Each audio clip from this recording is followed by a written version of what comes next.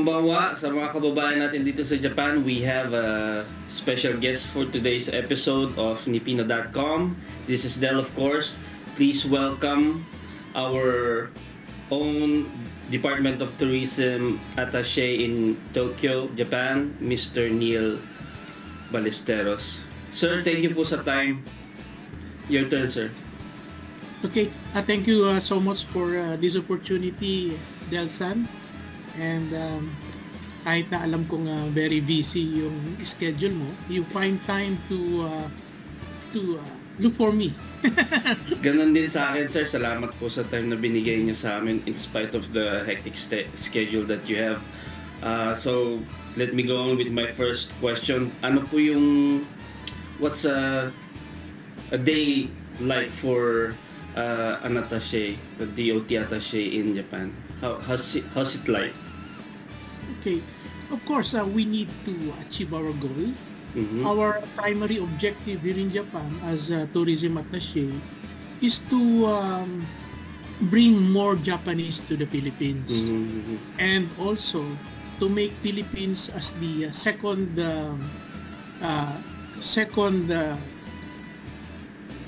destinations for them to visit.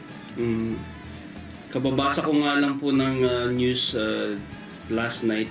The DOT exceeded yung target ng DOT this year yata. So it's because of all the hard work that you do here in Japan, and of course all the DOT attachés around the globe. So, actually, this January, we are 21% up compared to last year of same period. What I was talking about. So, ano po yung mga current initiatives and activities ng ating Department of Tourism in Japan? Okay. Kasi yung natin, yung projects natin last year, yun yung driving point kung bakit tumaas din yung January natin. Because last year we have this mega familiarization tour. Meaning we invited Japanese influencers to the Philippines. Oh, nice. Rid of them, and then we divided them into groups. So itong mga influencers na to, syempre, all of them has many followers. And then with that, yung mga followers nila sinusundan sila kaya medyo umangat yung number of Japanese arrivals to the Philippines. That's good. Ano po yung mga specific locations na pinopromote natin sa ating bayan sa Pilipinas? Of course, we promote Cebu, Bohol, Boracay, Iloilo, Davao, Siargao, Manila, of course. So yan yung mga talagang parati nating pinopromote as a destinations. So ano po yung mga ginagawa nyo aside from yung nag-invite kayo ng Japanese influencers sa atin? Ano pa yung mga ibang ginagawa ng DOT Japan para i-promote yung Pilipinas sa Japanese market? Siyempre dito rin sa Japan, actually we have two offices, right? We have Osaka office and Tokyo office. And parehas kaming nagpo-promote by way of joining travel fairs. And this year, of course, we are one of the participants to the World Expo 2025 sa Osaka. Sa Osaka po, no? Oh. Yes. So may booth po kayo doon? It's not a booth, it's a pavilion. Pavilion. Yes. Sana malaki kasi, malaki.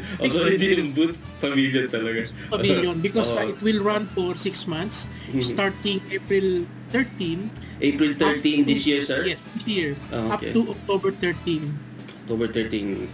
6 months. 6 months. Okay. So, hopefully, sa mga kababayan natin, bisitahin din natin yung pavilion natin sa Osaka Expo. And not only that, they could also visit other pavilion para ma-compare nila yes. the best in other countries. And of course, for Japanese, we would like them to see more about Philippines through our pavilion. At the same time, ma-introduce din natin yung especially yung mga hindi pa nakaka-experience ng culture natin. At least man lang sa pavilion natin, ma-introduce natin sila kahit konti. Right. So ano po yung mga future activities natin sa DOT? Yes sir. Okay, for this aside year, from the expo po. Okay, for this year, we will join the Marine Diving Fair. Marine Diving Fair? Yes. Saan po yan? That will sa Sunshine, sa Sunshine City. Sunshine City.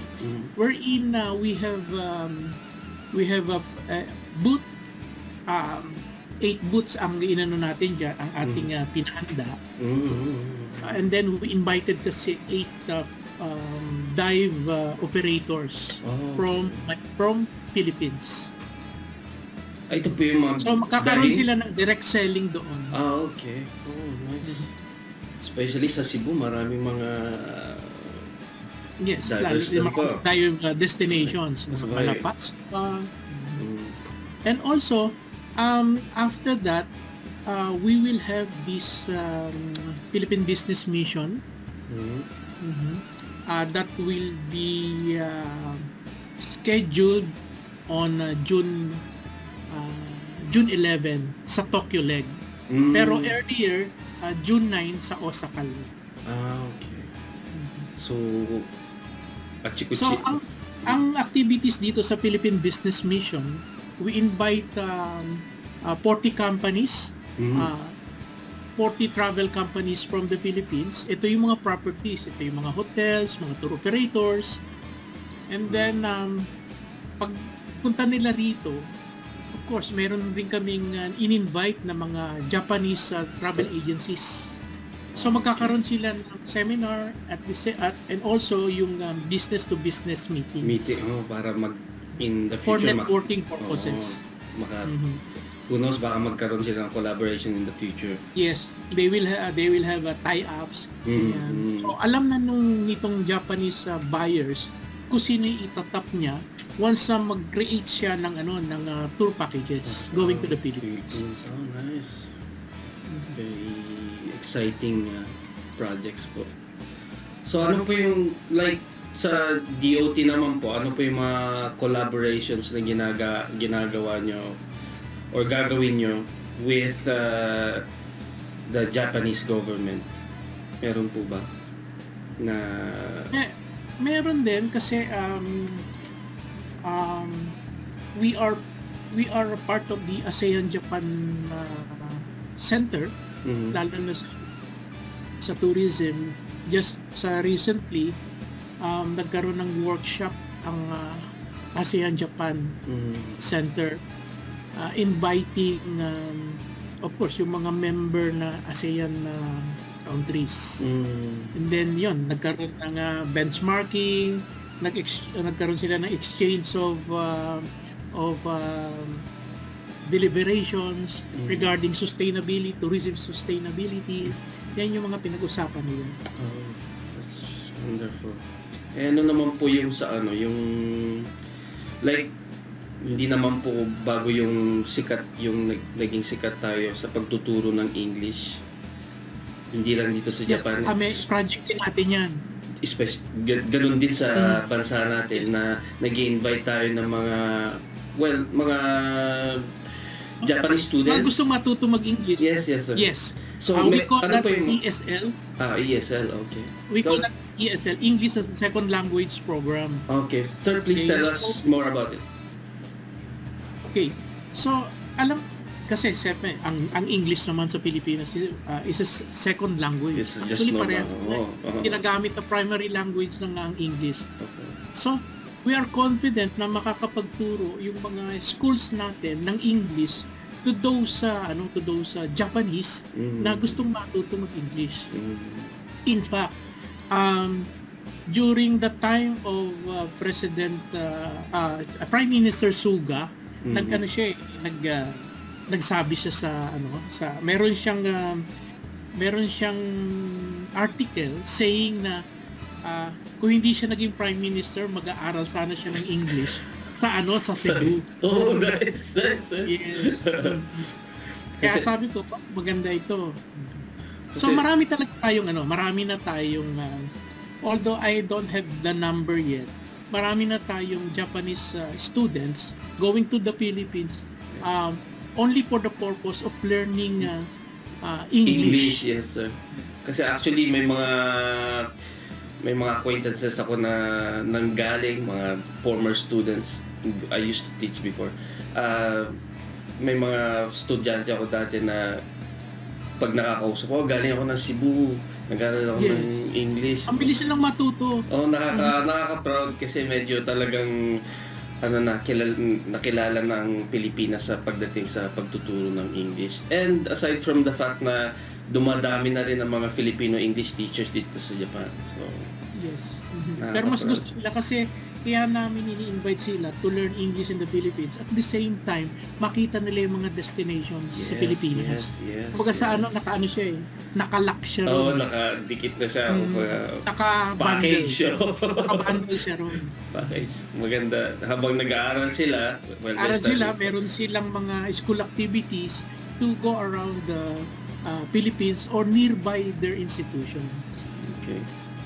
So may mga specific projects po ba kayo na ang main purpose is just for cultural exchanges with not necessarily para sa mga estudyante lang but for Japanese citizens in general? Like, yes. Kasama yan sa sa MOC, yung Memorandum of Cooperation, which was signed last November 2024. At last year, okay. Nagkaroon tayo ng Memorandum of Cooperation in the field of tourism. This was signed by our secretary, Christina Carrasco. And her counterpart, yung si Minister Sato. What's his surname? Basta Minister of Tourism before. Before dito po sa yung dito sa Japan niya. Okay. Yes, kasi alam ko pinalitan na siya. May singit ko lang, sir, may mga wala na akong hiya. May mga events ba na pwede kong attenan dyan sa in case ngayong mga darating na buwan dito sa Japan? You could participate in our doon sa National Day. We have a National Day that will be held in Osaka in our pavilion. That will be on June 7. Okay, June 7. Right. Okay. I'll mark it para kasi medyo malayo, sir. I'm from Niigata, so medyo babiyahe pa. Pero okay, so upcoming projects, sir. Aside from that Osaka Pavilion or Expo, ano pa yung mga upcoming events ng ating DOT dito sa Japan? We need to repeat our Mega Farm Tour, wherein we would like to invite 100 influencers, Japanese influencers, to visit Philippines again. And then we will divide them into several groups para same last ibang year. Destinations. Same as last year. And then they will produce videos doon sa place na pinuntahan nila. Okay. Para itong videos na to, ito yung i-play natin sa sa social media accounts. Magandang multiplier ito Oh, yes, sir. Lalo na ngayon in the digital landscape, talagang napaka-importante ng mga influencers lately, in my opinion, in my humble opinion. Yes. Kasi yung traditional na advertising medyo na siya, na out mode na siya. Yeah, exactly, sir. digital Kasi na ito, tayo. accessible ito sa mas maraming tao. Yes, Like before, anytime. yung mga ads sa magazine, yung ads sa spreadsheet, wala na eh. Siya gaano. Ngayon, cellphone na eh. Cellphone na lang, Oo. makaka-access ka na. Yeah. At saka, mas siguro makaka-save ng konti when Yes. compared to Compared to yung traditional advertising. Oh, yes. Mm. So ano po yung may advice niyo po sa ating mga kababayan para makapag-invite sila ng mga friends nila to our... Ang pakiusap ko lang sa ating mga kababayan, be the ambassador of goodwill of our country. Ang sabihin natin sa mga Japanese friends natin, employers, the Philippines is one of the best country to visit. Sabihin nila kung ano yung makikita sa lugar nila. Siyempre, bawat Pilipino naman may probinsya yan. Kung describe niya yung Manila. To lure Japanese to go to the Philippines. Wag yung mga bad news. Diba? Sawa na tayo sa bad news eh. Yes, sir. Yes, I agree, sir. Mga good feel words ang kailangan natin. Ibigay natin sa mga foreigners. Yes. Kasi at least in my case, kasi normal naman talaga na may mga bad news na naririnig tungkol sa atin, pero on top of that, may mga maraming magagandang bagay na masasabi tayo. Huwag na nilang gatungan. Di ba? Exactly the word. I-downplay na lang nila whatever pagsabi ng, let's say, na not so good news about the Philippines, i-downplay na lang kagad nila. And then, mag-ship kagad sila sa mga about the destinations. Yung hospitality ng Pilipino, di ba? Yes. Na ang Pilipino, kahit may problema, masaya pa rin. Nakatawa pa rin. Naka-smile, kahit may calamity, naka-smile pa rin. Kasi nakikita naman na nila, so mas maganda yung talagang personal na ma-experience nila sa mismong bansa natin.